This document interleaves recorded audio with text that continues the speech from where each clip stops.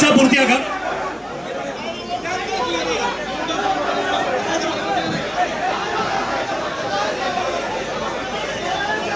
ഒരു മിനിറ്റ് സുഹൃത്തുക്കളെ, ദയവായി നോക്കൂ. ഒരു 10 മിനിറ്റ് സമയം നമുക്ക് ആകെയുള്ളൂ. നന്നായി സഹകരിച്ചാൽ നന്നായി തീരും, ഇല്ലെങ്കിൽ നമുക്കിത് മുന്നോട്ട് പോകാൻ പറ്റില്ല. നിങ്ങൾ തീരുമാനിക്കാം. അത്രേ ഉള്ളൂ. 10 മിനിറ്റ് സമയമുള്ളൂ. 10 മിനിറ്റ്.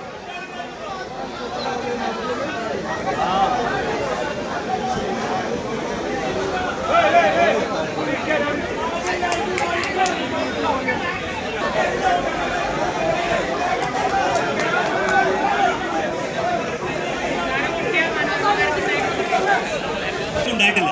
ഇതിങ്ങനെ പൂർത്തിയാവണമെന്നാണെങ്കിൽ അങ്ങനെ ആവട്ടെ, എനിക്ക് പറഞ്ഞു പറയാനില്ല. ചെറിയ പ്രശ്നമുണ്ടായ സമയത്ത് ഏതോ ഒരു സുഹൃത്ത് തന്നെ അവിടെ നിന്ന് പിടിച്ച് തള്ളിയിരുന്നു. ആരാന്ന് സ്വയം ചിന്തിക്കുക, അങ്ങനെ ചെയ്യുന്നത് ശരിയാണോ എന്ന് സ്വയം ചിന്തിക്കുക. അത് മാറാൻ സമയമില്ല. ഈ 3 പേരെ സംസാരിക്കുള്ളൂ എന്ന് കോൺഗ്രസിന്റെ പ്രതിനിധി പറഞ്ഞു. 6 മാസം ഈ ഇടതുപക്ഷം 9 വർഷക്കാലം ഭരിച്ചിട്ട് മുടങ്ങിയിട്ടില്ല എന്നുള്ള യാഥാർത്ഥ്യം ഇവിടെ പെൻഷൻ വാങ്ങുന്ന കോൺഗ്രസുകാർക്ക് പോലും അറിയാം. പിന്നെ 18 മാസം മുടങ്ങിയ പെൻഷൻ ഞങ്ങൾ ഈ നാട്ടിനകത്ത് വിതരണം ചെയ്തവരാ ഇടതുപക്ഷക്കാരൻ. ഒന്നത്. ഞാൻ മറ്റു വിഷയം PDPയുമായി ഒരേ ചങ്ങലയിൽ കോർത്ത് കെട്ടരുത്. ജമാഅത്തെ ഇസ്ലാമിയെയും തീർത്തും മാറിക്കൊണ്ട് ശരിയുടെ പാതയിലേക്ക് തിരിച്ചു വരുന്ന സമയത്ത് അവരെ പുറങ്കാല് കൊണ്ട് അങ്ങനെ വരുന്നവരെ വരണ്ട, നിങ്ങൾ അത് തന്നെ സ്വീകരിച്ചു പോകണമെന്ന് പറയണം. പൊതുസമൂഹത്തിനകത്ത് ബോധ്യമാണ്. ഒരു പാർട്ടിയും അങ്ങനെ ഒരാൾക്ക് എഴുതി കൊടുത്തിട്ടല്ല. പൊതുസമൂഹത്തിനകത്ത് അവർ നടത്തുന്ന പ്രവർത്തനങ്ങൾ പൊതുസമൂഹത്തിന് ബോധ്യമാണ്. നോക്കൂ, നിങ്ങൾ ജമാഅത്തെ കുറിച്ച് എന്ത് പറഞ്ഞാലും അവർക്കൊരു ക്ലീൻ സർട്ടിഫിക്കറ്റ് ഇപ്പോൾ പ്രതിപക്ഷ നേതാവ് കൊടുത്തത് ശരിയാണോ? ഇലക്ഷന് ശേഷം സംസാരിക്കുന്നതാ ഇസ്ലാമിയുടെ വോട്ട് കിട്ടിയെന്ന് സംശയം ഉണ്ടെങ്കിൽ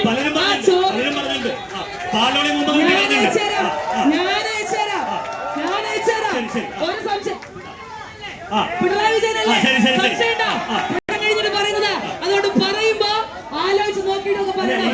അവിടുന്ന് മുഖ്യമന്ത്രിയുടെ സമ്മേളനം കഴിഞ്ഞ് ഇത് CPMന്റെ സമ്മേളനം എന്ന് വിചാരിക്കല്ലേ. നിങ്ങൾക്ക് ഇവർക്ക് PDP കുറിച്ചുള്ള ബോധ്യം പോലെ തന്നെയാണോ നിങ്ങൾക്ക് ജമാഅത്തിന്റെ ബോധ്യം? അതുകൊണ്ട് നിങ്ങളെ ഞങ്ങളെ പേടിപ്പിക്കാന്ന് വിചാരിച്ചു വരണ്ട. ഇവിടെയും എല്ലായിടത്തും LDF പറഞ്ഞുകൊണ്ടിരിക്കുന്നത്. അതിനെന്താ മറുപടി? വർഗീയ പാർട്ടി എന്നുള്ള ചിത്രീകരണമാണ് ഉണ്ടാവാറ്.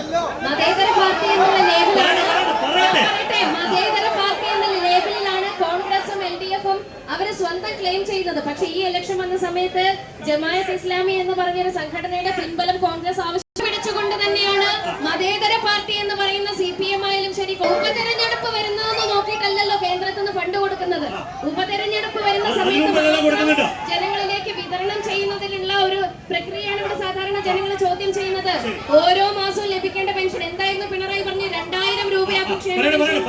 2000 രൂപയാക്കും ക്ഷേമ പെൻഷൻ. വാർദ്ധക്യ പെൻഷൻ ഉയർത്തുമെന്ന് പറഞ്ഞിരുന്നു. പക്ഷെ ഇപ്പൊ ഖജനാവ് കാലിയായതുകൊണ്ടായിരിക്കാം 16,000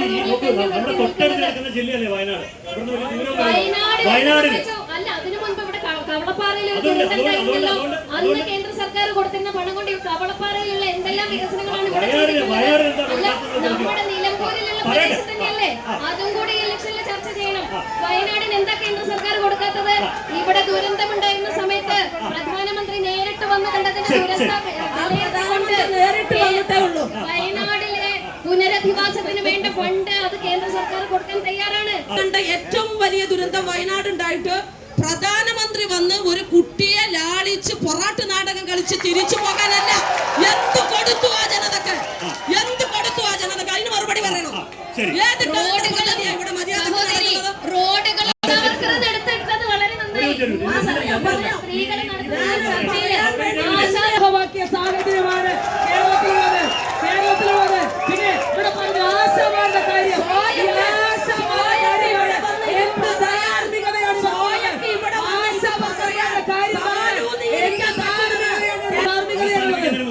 ഇവിടെ PV Anwar എന്നൊരു ഫാക്ടർ എന്ന് പറയുന്ന ഒരു ഫാക്ടർ ഇവിടെ ഇല്ല. ഈ 9 വർഷം LDFന്റെ MLA ഒന്നും ചെയ്തിട്ടില്ല എന്നാണ്. LDFന്റെ MLA ഞാൻ പറയാം, രണ്ടായി മറന്ന് ഈ നിലമ്പൂരിനെ സഹായിച്ചിട്ടുണ്ട്. നിലമ്പൂരിനെ ജനതയ്ക്ക് വേണ്ടി ഞാൻ നന്ദി പറയുന്നു. അത് ഇടതുപക്ഷത്തിന്റെ നിലപാട്. അത് 140 മണ്ഡലങ്ങളിലും നടന്നിട്ടുണ്ട്. അത് തുടരുക തന്നെ ചെയ്യും.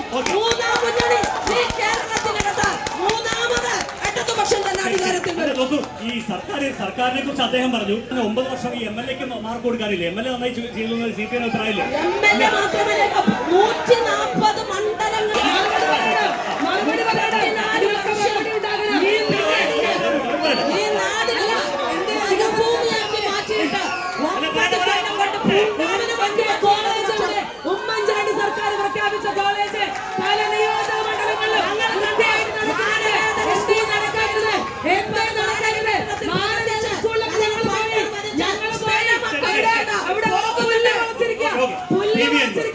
എന്താണ് 9 വർഷം